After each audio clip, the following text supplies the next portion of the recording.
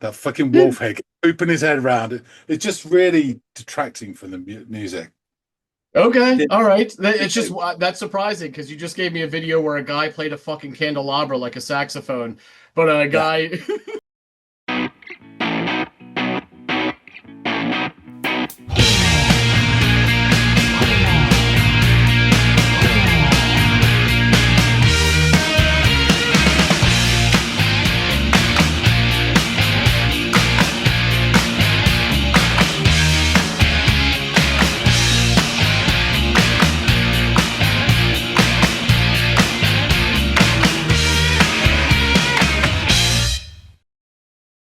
Hey everybody, and welcome to another episode of the Audiophiles. My name's John. His name is Andy. Waiting for the break of day, searching for something to say, flashing lights against the sky, giving up. I close my eyes. Ooh, yeah. More on that later. But first, we have a track to listen to, selected by brother Andy. What have you got in store for us today, Andy? I would like you to check out a singer-songwriter by the name of Stephen Wilson Jr. Have you heard any of his works before? Are you familiar with him? It's a fairly Yeah, right. innocuous name. I think Wilson's, I immediately think of Beach Of Boys, course. but obviously not. Um, Yeah. I don't know Stephen Wilson Senior, so certainly not Junior. You haven't met his son either, I suppose. Fair enough. Well, I will have you check out this song, Something in the Way, which you may or may not be familiar with. Something tells me you are. We're talking about the Nirvana song. Yes, this is his cover of that song. He's done two versions. This is actually his acoustic version, which is a bit more stripped back, as you would probably imagine. Though the original version, I was really torn on this one to the point where, like, if you like this, I'm going to urge you. I can't take you by the hand; you're well far away from me, but would really urge you Good to go reason. go off and give the actual album version a go as well because it's fantastic. But there's something about the intimacy, I think, of this version of it that made me choose it for you. But I'll be really interested to hear what your thoughts are on it. So go off and give it a listen and come back and let me know what you think. Sure, sure. Always a big fan of Batman songs, so yeah, I'll give this a go. Excellent.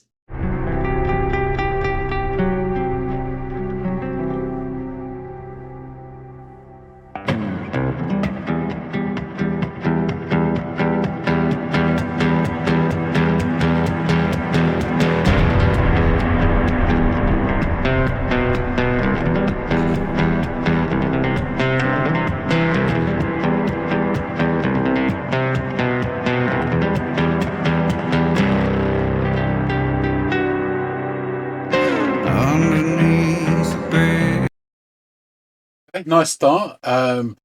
We get a little flourish at the start and there as well. That's almost Spanish. It's nice sound. His guitar, his acoustic guitar. Yeah, I think it's got a mic there so they can hear him play it, but also it's got an out and it's going through an effect. So you kind of got this doubling up, this nice acoustic sound, and then this distorted sound, which I think then has gone through some shenanigans. There's like a reverb on it and whatever technical Andy will know. Which creates this really interesting sound, like he's playing in a massive open theatre as opposed to some corridor, um, which is bizarre. I also note there was a guy stuck his head round, which had like a printed 3D mask of a, like, I don't know, it's a fox or a wolf or a canine. Yeah, don't know what the hell that was about. He's an interesting looking guy. He kind of looks a bit like Stephen King. Stephen King was younger. But yeah, it's an interesting sound.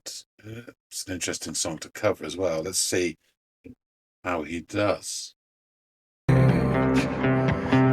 Sprung a leak and those animals I've tried, all because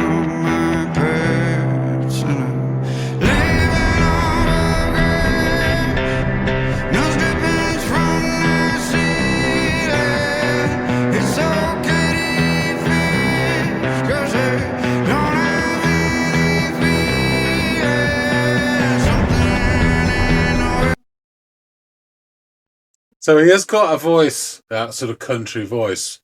But he has this very interesting, jaw wide shut technique. I mean, just then, he even took a breath between the lines and he opened his mouth and then shut it to sing. It's quite bizarre. I've never seen that. Because he goes from sort of 50% to 85% in his vocals, but his lips aren't moving at all as he's doing that. And he has this sort of 1,000-yard stare as well. Really interesting. It's quite fascinating.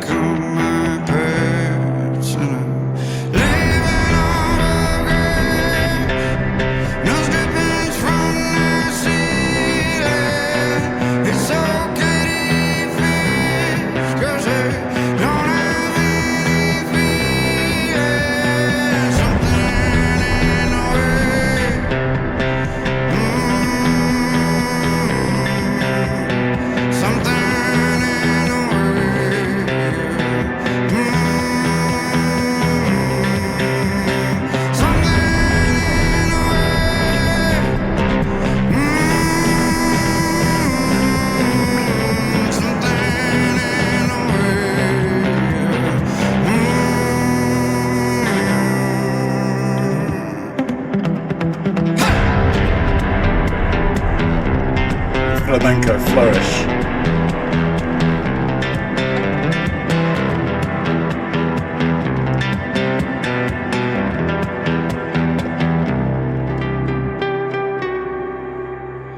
Underneath that bridge, towers from relief, and those animals I've trapped all become my pets. I know.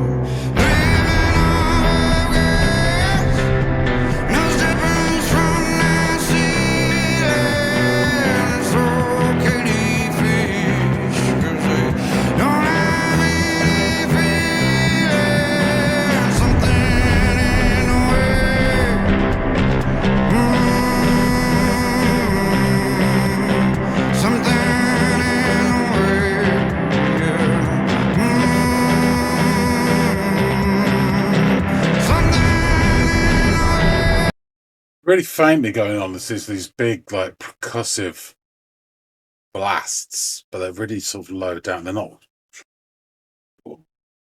It's also like the thunder of an approaching storm, which is, I guess, what we're going to get. Yeah, it's interesting. You wonder why people cover songs, particularly well-known or respected songs, such as this.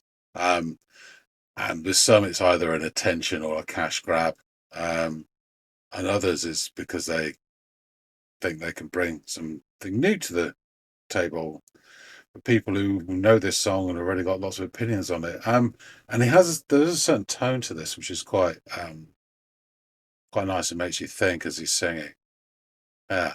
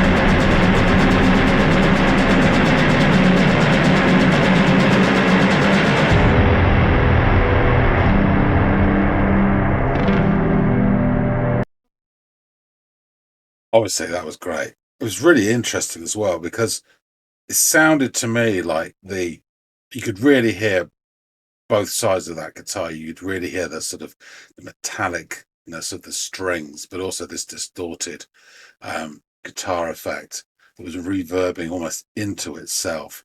So it was twisting and boiling like storm clouds.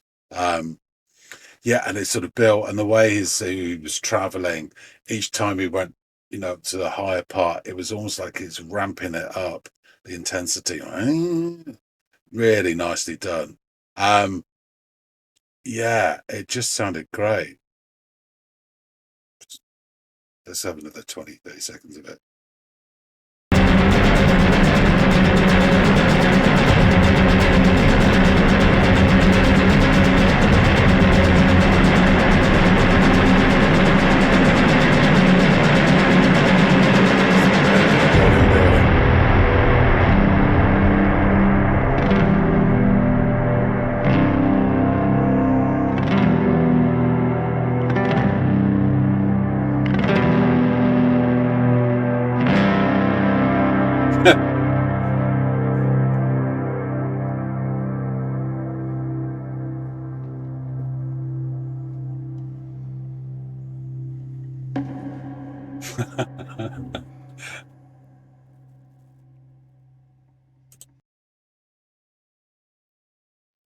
Guess that's that.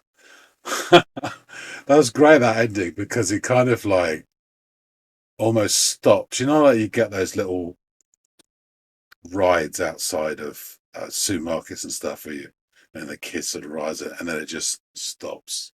And again, he went to that sort of, it's almost like artistic in a way, this 1,000-yard stare. And he's just like, and then his cans fall off. Brilliant. One criticism I could have done without that stupid alter ego, because it was dressed the same, this, box-headed thing. I don't know if it's supposed to be a spirit animal guide or something. It annoyed me. The video would have been none the poorer if he had been hooked from the start and not seen. Because the music's definitely good enough, and he's definitely strange enough to hold your attention. Um, so yeah, that aside, I know, just ignore it.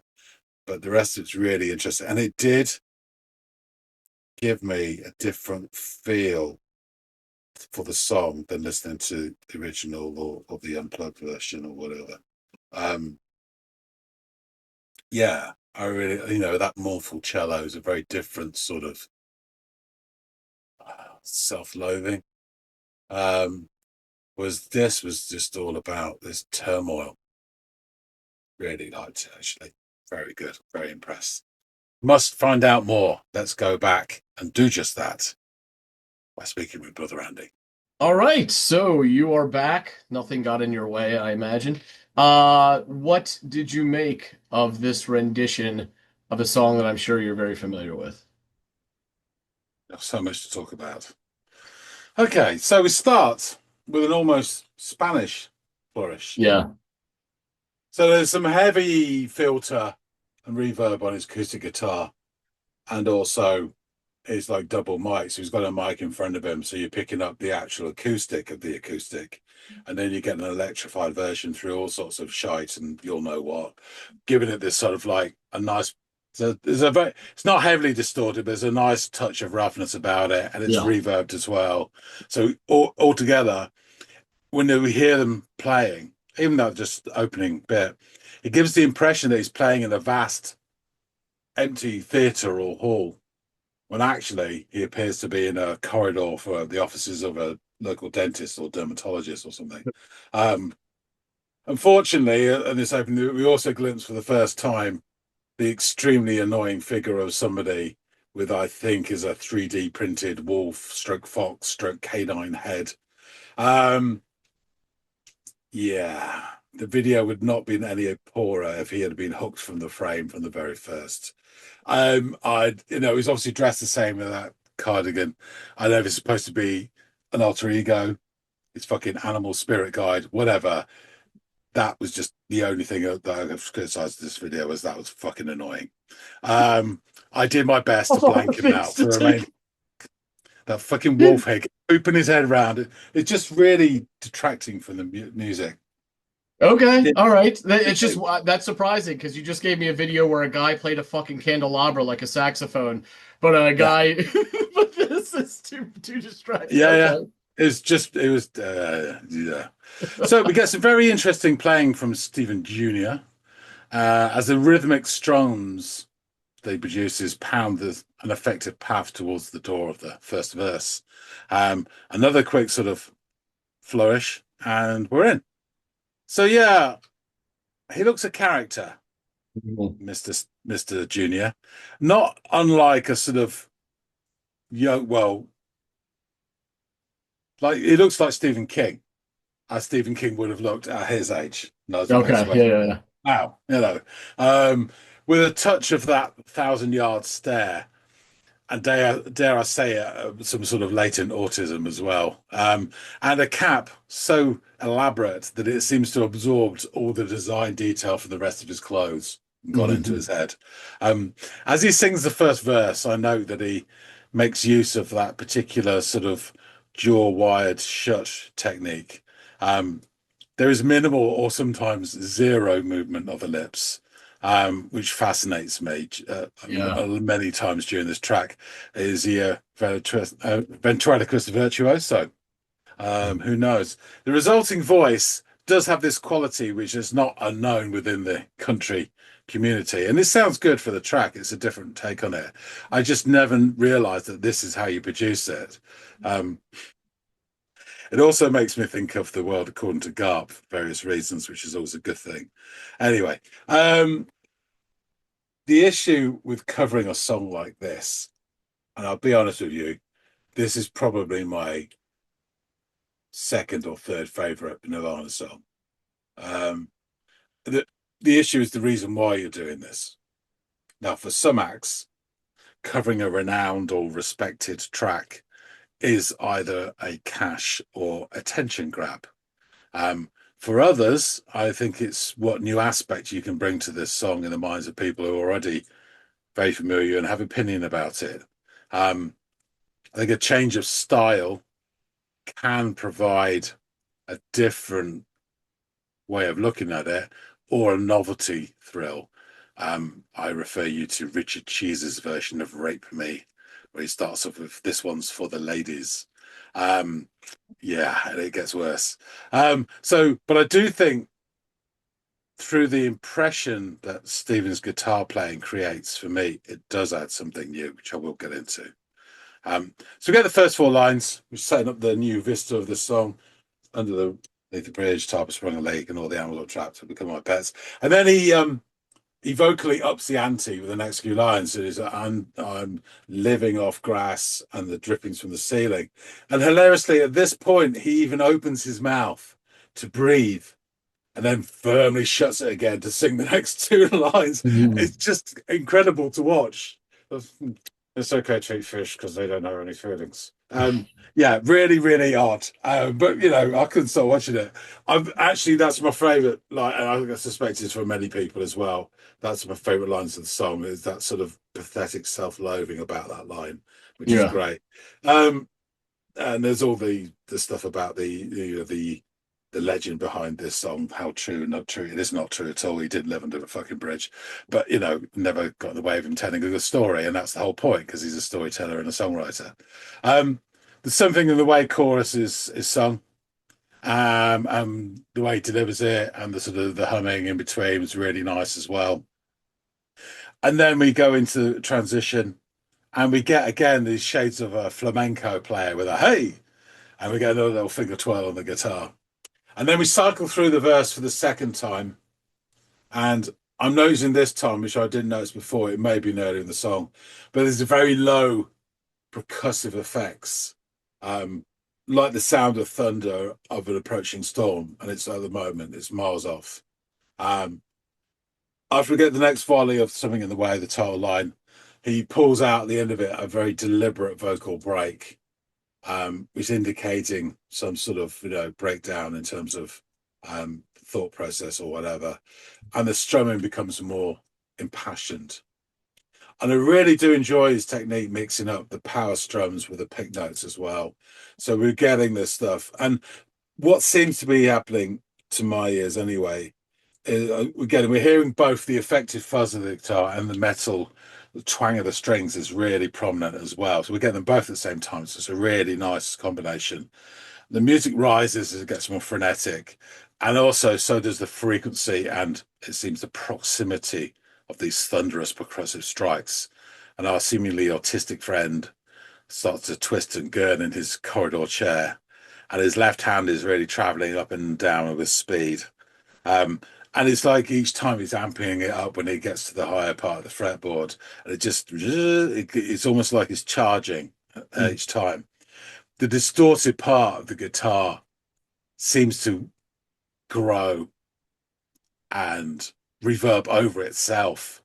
So almost like you can say like a snowball going down a hill, or this sort of tumbling tumult that twists and folds like storm clouds, before it all breaks into this echoing sibilance.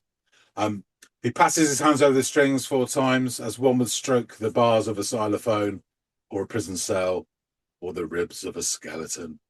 And it's very percussive at this point. There's no pretense of melody left, which is really nice. And the last echoes of the guitar fade, your man reverts back to that autistic stare.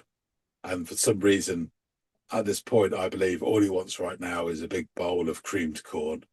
And then his headphones fall off, which is even better. Oh, fantastic. So yeah, I really enjoyed this. I thought it was really impressive and impassioned guitar playing. From like this setup, as it were, he created this whole different world, and it was a very different song to the studio version or the unplugged version. So I really enjoyed this. It was Yeah. fantastic. I'm so glad you did. I was hoping you would. I knew that we were kind of playing with fire, and I'm sure he knew he was too when he selected this song. I think it's a lot of true Nirvana's fans, one of their top favorite songs by the band. So to hear his take on it and this fucking amazing Spanish guitar playing that he somehow incorporated into it, is fabulous. And this is where the one area where we're different. I love the video, and I love because it's this weird, despondent, like you said, this like 1,000 yard stare kind of aesthetic to him, and the other character is him too, and he wants you to know that because he's dressed in the same outfit, so you know it's a different side of the same coin, and it is that what do all canines have in common? They're all predators, right? They all prey on something. And this one is preying on himself. And it is this voice of doubt that is inside of his head that I think we know Kurt dealt with. And it's just, I like the way it's shot, how it's just always over his court or over his shoulder or just behind him. It's always lurking and there, preying on his joy or, ego or day to day or whatever. But it's just always kind of there in the background. So that's how I interpreted it from like an artsy fartsy standpoint. And I think I kind of like that. And I want to stick with it. I get it if you thought it was distracting though, but I personally thought it was kind of thought provoking that he chose to do this and why he chose to do these things. So, that's not even the main point. The main point is you like the song. I'm glad you did. I would say that he is odd enough a person in his presence that he doesn't need this other puppeteering bullshit. Fair. Yeah, to each their own. I'm nonetheless, like I said, it's all about the music really with this That's song. someone saying it as well. Yeah, of I'm course. sure. I'm sure. Given time, I'll hate it even more. Yeah, yeah, please go watch it several more times and learn new reasons to dislike it. That's fine. But yeah, I really interesting take on a song and a band, and it's funny because we also like that Lithium cover that we've talked about in the past too. But a band that most people think you shouldn't touch you shouldn't cover their stuff, or if you do, you better not fuck it up. And I think Steven not only didn't fuck it up, but he made me look at a song that I thought I didn't need to hear in any other way because it was perfect as is. And it doesn't change the fact that it is perfect as is. But this is a really interesting take on it with this Spanish guitar and his singing Yeah, style as well. I think you can hear from the way he approaches it that he's doing it to give a different take to it. So even if it wasn't successful, I'd still appreciate it. Whereas you hear somebody just, there's certain songs that are covered again and again and they crash into the charts and give some tired act, a final flush or a payday. And it's just like, for fuck's sake, you Yeah. know. Yeah, And yeah. the only people I hate more are the people who actually fucking buy it and give them feel. I'm not quite so precious about Nirvana as other people. I mean, I enjoy a lot their catalog, but they never really bowled me over at the time. I was an obsessive fan, um, Hmm. and I probably appreciate them a lot more now than I did at the time. Um, but yeah, I think with any decent stuff, and they do, they did a lot of decent stuff. That you have to look at why you're doing it, and that's the whole, Yeah, for sure. So let's get into Mr. Wilson. Stephen Wilson Jr. was born July 11th, 1979, and he is an American country and rock singer, guitarist, and songwriter. Wilson was raised in Seymour, Indiana. Introverted as a youth, Wilson and his brother were guided by their father into competitive boxing. The experience, culminating in Golden Gloves amateur boxing competitions, helped him conquer his stage fright. Wilson recalls how country singer Tim McGraw's song Don't Take the Girl profoundly impacted him as a teenager. Raised by a poor single dad and with an absent mother who suffered through abusive relationships, the song's storytelling sparked him in a passion for lyrics and poetry, leading him to begin writing his own songs. After leaving his first band, Autobahn, Wilson settled into a stable job in research and development department over at Mars Food Science Lab. There he thrived professionally, got married, and moved to the countryside to raise his stepson while continuing to write songs. After 3 years, he left Mars to become a full-time musician, taking a job with Big Loud as a staff songwriter in 2016. Wilson signed with BMG, and his first release was the 2021 single Made for This, a duet that was with Lee Nash. In 2022, he issued another single titled Year to Be Young, 1994, Unplugged. Wilson co-wrote the 2023 single Crazy by Dallas Smith, and later that year he published his debut album the EP Bon Aqua. He followed it months later with the album Son of Dad, which was inspired by the death of his father. In 2025, this was reissued as a deluxe version that included additional acoustic and live tracks. Later that year, Wilson released the covers EP Blankets, which includes songs by Nirvana, Temple of the Dog, The Postal Service, and Smashing Pumpkins. Wilson's music is a blend of country and rock, and he has described it as Death Cab for Country, a reference to the indie rock band Death Cab for Cutie. As a child, he had a passion for country musician Willie Nelson, and he considers the grunge band Nirvana to be among his chief musical influences. Wilson credits Soundgarden's Kim Thayil and Chris Cornell for helping him learn the guitar, particularly through the tunings. Of this cover's EP Blankets, Wilson would say the following: These songs are songs I grew up listening to, warm blankets that I can always rely on to take me back. Blankets make people warmer than they were. That is the goal. These productions are intentionally lush and denser than the originals. Four covers to perhaps sort through in the hall closet to help us get through the night. Pull the string on the light. Casey Young of online publication Whiskey Riff reviewed the EP and wrote, It's certainly no easy task to take four such iconic songs in American music and make them not only somewhat country, but to even attempt to cover them at all is something most artists stay away from. But Wilson is so talented and so unique that he finds a way to make them his own, which some might not be into, and that's okay. But I would almost prefer that in some ways than to someone trying to simply recreate the original. That's impossible. And as is evidenced by his rendition of Nirvana's Something in the Way, Wilson Jr.'s goal was not to try and outdo Kurt Cobain or anyone else on the list of songs, but rather wanted to tip his hat to the music that first made him fall in love with music.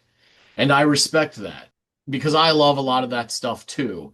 I think it's something many of us music lovers relate to. Over at the Alternate Route, writer Danny McCloskey reviewed the EP and noted orchestra, and this is of the version I didn't give you. This is of the proper EP version, not this acoustic version. Orchestral strings and thick guitar riff being the song cycle on Blankets when Steven Wilson Jr. covers Nirvana with Something in the Way. The music is delivered in layers, rising from simple, meditative beginnings into a sonic force, a cacophonous rumble of quiets to an unstoppable groove underneath his version of the Postal Service tune Clark Gable, while strings sparkle like fireflies for Temple of the Dog's Hunger Strike. Blankets closes out with Smashing Pumpkins' Tonight Tonight, which I am going to give you at some point in the future. It's a very interesting rendition of that. I was really torn between which of these two to give you, but I went with Nirvana, but put a pin in this. Blankets closes out with Smashing Pumpkins' Tonight Tonight. Steven Wilson Jr. turning the track into a grand spectacle of sound. So I know you're familiar with it, and most of the folks out there probably are as well, but let's jump into these lyrics. Underneath the bridge, tarp has sprung a leak, and the animals I've trapped have all become my pets. And I'm living off of grass and the drippings from my ceiling. It's okay to eat fish, because they don't have any feelings. Something in the way, something in the way, something in the way, something in the way, something in the way, something in the way, yeah, Underneath the bridge, tarp has sprung a leak, and the animals I've trapped have all become my pets, and I'm living off of grass and the drippings from my ceiling. It's okay to eat fish, because they don't have any feelings. Something in the way, and then that repeats several times like it did initially. In an interview with Rolling Stone magazine back in August of 2025, Wilson touched on his love for this song. I used to listen to this song 100 times a day. There was something in the way it was recorded. Kurt sang it lying down on his back. Not an easy thing to do. It's magic. There's also something in the way that he transported this hillbilly kid from southern Indiana to Seattle, Washington. And also in Rolling Stone in 2025, they featured Wilson in their Future of Music print issue, including him in their Future 25 list of artists who have them excited for the future. In a wide-ranging profile, Rolling Stone's Joseph Hudak called him one of country music's most electrifying new artists. And I would have to agree. And maybe it's because he's not what we've been sold on country music over the last, 25 years or so. It's, again, this kind of back to basics. But again, it also touches on the stuff that we were talking about with Cigarettes at Sunset, where it's this, here it's a self-described hillbilly from southern Indiana. With those guys, it was these kids from Appalachia. And with, Dexter and the Moon Rocks, it's guys from Texas. All grew up, yes, of course, listening to the country music that was popular in the culture that they grew up in, but also listening to the stuff that was becoming mainstream when they were either younger or their parents had passed down to them in this grunge music or alternative rock music from the 90s that infiltrated their sound. So here it's another really interesting version of this person who's very country centric, looking at grunge through that lens. And I want to speak for myself here, me being pleased at the outcome of what that sounds like in the end. So this EP, I know you're probably not wild on the, Temple of the Dog stuff because you're so on Soundgarden and clearly don't like Pearl Jam, and that's all that. Temple of the Dog is just a power group made up of the two bands. But my God, all four of these songs are wonderfully reimagined, thanks to his interesting vocal take and that amazing guitar work that he adds along to it. He's quite the picker, as the country scene would describe his style. So yeah, really glad you enjoyed this one, John, man. I appreciate you giving it a go. Yeah, wildly interesting.